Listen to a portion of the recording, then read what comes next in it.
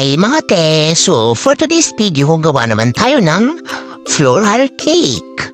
Sa mga kapwa ko nagbibake, naranasan nyo na ba yung na-down ka na at sobrang lungkot kasi walang nag-order tsaka sobrang tumal?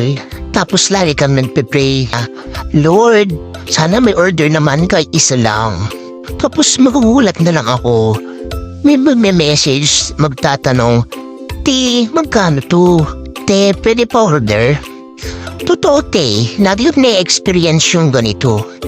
Hindi man karamihan yung order pero hindi naman nawawalan, so okay na din. Walang hanggang pasasalamat kahit sa mga maliit na bagay. Kaya kung nawawalan ka ng pag-asa ngayon, naku, mag-pray ka lang. Mag-ask ka ng guidance sa kanya, sigurado hindi kanya pababayaan.